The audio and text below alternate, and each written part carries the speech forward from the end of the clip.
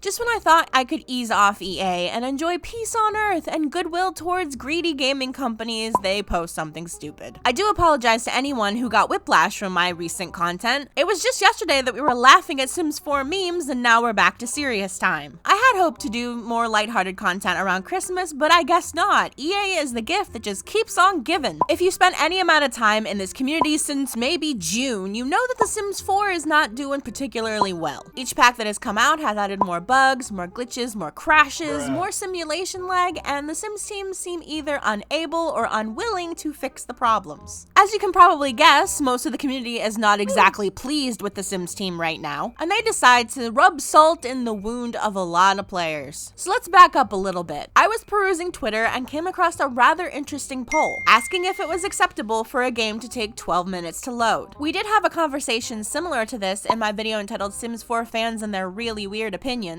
where we talked about how loading once in The Sims 3 was actually less loading time than loading a bunch of times in The Sims 4. Several people pointed out in the comments that loading times in The Sims 4 had gotten significantly longer recently, so that seems to match up with the people posting under this poll that the load times for console Sims 4 has also gotten ridiculous. I throw the question to you guys, is 12 minutes acceptable to wait for a game like The Sims 4 to load? Now I did notice a not surprising trend of people saying, well, other games like Grand Theft Auto 5 and Red Dead Redemption 2 take a long time to load. Here's the problem with that argument, and I can't believe I have to say this, but GTA and Red Dead Redemption are massive open world games with hundreds of NPCs all moving around the world. They are not closed neighborhood simulators with maybe 20 NPCs on screen at a time. To put it very simply, a game that is barely 50 gigabytes should not have anywhere near the loading time of a game that is 180 gigabytes. You would think after all the years of doing this, I wouldn't be surprised about the hoops people will jump through to say The Sims 4 is the best game ever, but here we are. And of course, then people start trotting out the tired Sims 3 loading times argument. Do we really need to drag this tired horse out every time there is a problem with The Sims 4? I really do feel like a broken record at this point. Here's the thing, if your game takes 30 minutes to load, there's probably another problem going on. That is absolutely not typical. And I have some questions for you. When was the last time you cleaned your game? How much CC and how many mods are you cramming into the game and making it load? See, no one ever answers these questions because it makes it a you problem and not a game problem. I know a lot of you might be interested in how fast The Sims 3 actually loads, so I decided to time it. For my computer, it took about 4 minutes to load The Sims 3. Now that might sound like a lot, but considering I have a bunch of mods and a lot of store content, like, I don't know, 60 to 70% of it at this point, I expect that from my computer and the game. If this was a clean install with no store content, I would imagine it to be closer to the 2-minute mark. If your game is taking 20 to 30 minutes to open, there is something seriously wrong with your game or your computer. I used to run The Sims 3 and this channel on a 2010 MacBook Pro. Yes, it took a little bit longer than my beast of a computer now, but it did not take anywhere near 20 to 30 minutes. So what are you trying to run it on, a potato? Because I've had the literal definition of a potato computer and it ran faster than that. And then I had to share this comment because it was just a facepalm moment for me. Sims 3 takes 20 minutes to load for you. Could it maybe be that you're trying to open 2 games at one time? I shouldn't have to explain this, but something as simple as Bejeweled would have a negative impact on how fast The Sims 3 would load for you. Pretty much doing anything while a game is loading, other than sitting and waiting for the game, is going to negatively impact it in some way. It's 2020 and apparently people don't know how computers work. Let's move on and talk about the article that the Sims community posted about this. I have to applaud their due diligence. Not only do they have their own experience loading The Sims 4, but they have another person's experience. They mentioned that their PS4 Pro takes 4 minutes to get to the main menu, then 6 minutes to load into the game, then a couple minutes extra to load the UI and the assets. They further back this up with someone else's experience posted on YouTube, and it fits around the same time frame, about 12 minutes. And of course, The Sims 4 apologetics have to come out of the woodwork with excuses. It's your save file. It's because you have custom lots. I don't have a console myself, but I would guess most people are playing with custom lots. Who would want to play with the garbage provided by the game? And another thought, isn't one of the purposes of The Sims 4 to build your own lots? So anybody playing on console should just not do that. They should just give up one function of the game to make it run better. Excuse me? That's like saying, hey, let's strip out cars from GTA 5 because the game will load faster. This article is written from the perspective of someone who has a PS4 Pro. Let me remind you that came out in 2016 and is the best PS4 that Sony offers. It also continues to get many new games this year. Answer this question for me, shall you? How come come? All these other big game studios can figure out how to make the PS4 Pro work for their game, but The Sims can't. There are people in the comments saying it takes them 8 minutes, and that's so much different than 12 minutes. Excuse me, 8 minutes is still way too long. I go back to my previous question. Why can all these other development companies manage their loading times perfectly fine, but The Sims can't? It couldn't possibly be bad coding that is causing all these problems. No, it's your console is too old. Your hard drive is failing. Your save file is too bloated. Well, I have another question I want an answer to. If it's this person's console, or their hard drive, or their save file, why are there issues with this game across the board on console and PC? It can't be everyone's save file, or console, or PC. However, what's the one strand that holds all of this together? The game. I know Sims 4 apologetics don't want to hear this, but the game is coded very poorly. We've had an entire year of new content that comes out busted and broken. That doesn't worry you. That doesn't get you to sit up and go,